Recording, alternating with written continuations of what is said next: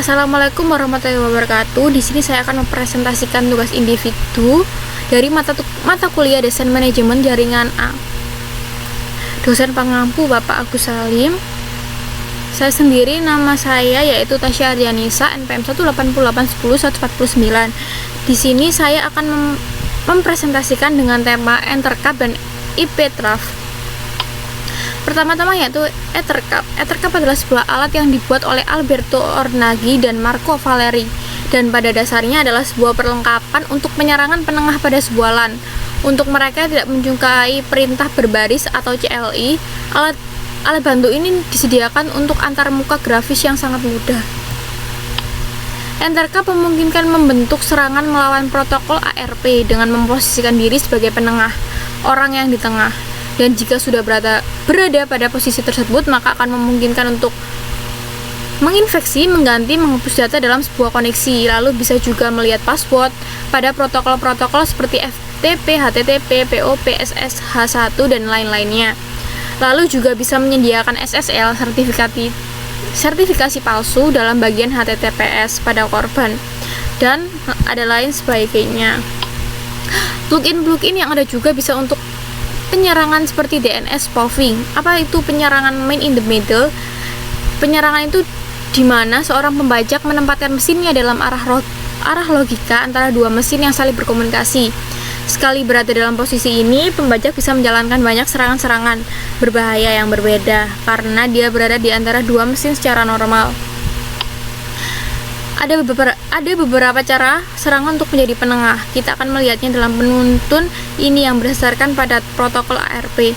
Protokol ARP adalah protokol 3 lapis yang digunakan untuk menerjemahkan alamat IP ke alamat kartu jaringan fisik atau alamat MAC.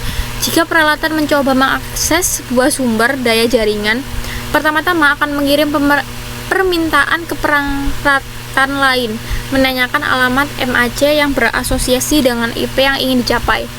Pemanggil akan menjaga IP sampai MAC yang berasosiasi dalam cache ARP untuk mempercepat koneksi baru ke alamat IP yang sama. Serangan akan datang jika sebuah mesin menanyakan ke yang lainnya untuk mencari alamat MAC yang telah berasosiasi dengan sebuah alamat IP. Pembajak akan menjawab dengan paket-paket palsu bahwa alamat IP-nya telah berasosiasi ke alamat MAC miliknya, dan dengan cara ini akan memotong IP sampai MAC yang asli yang datang dari host lain. Serangan ini diarahkan sebagai ARP positioning atau ARP spoofing, dan hanya memungkinkan jika pembajak dan korban berada dalam domain dan dengan broadcast yang sama yang didefinisikan pada host dengan alamat IP pada subnet.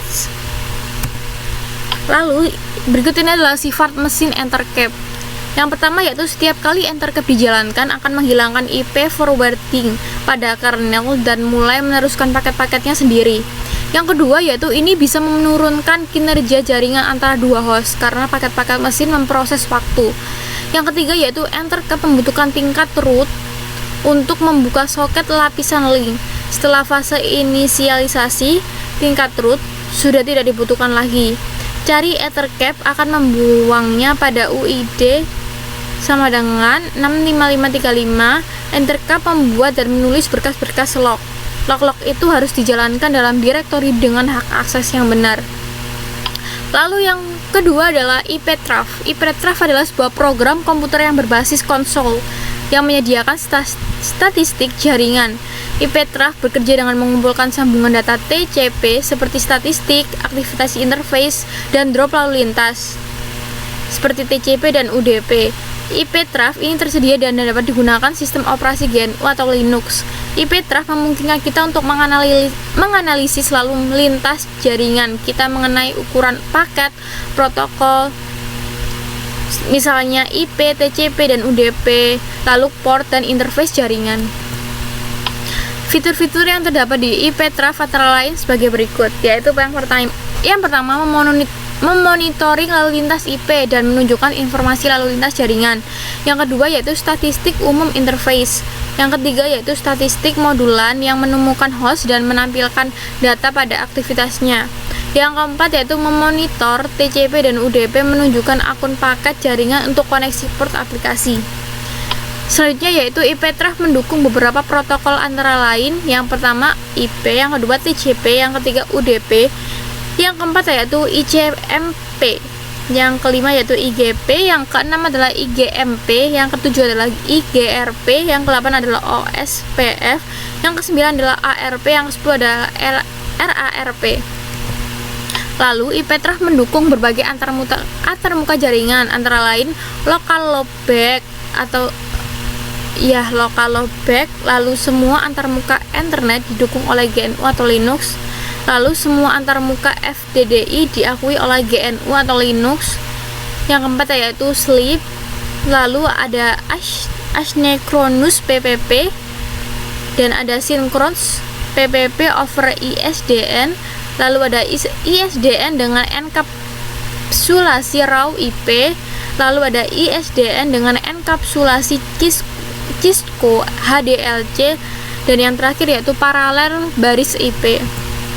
Sekian presentasi dari saya. Maaf bila ada salah-salah kata. Wassalamualaikum warahmatullahi wabarakatuh. Terima kasih.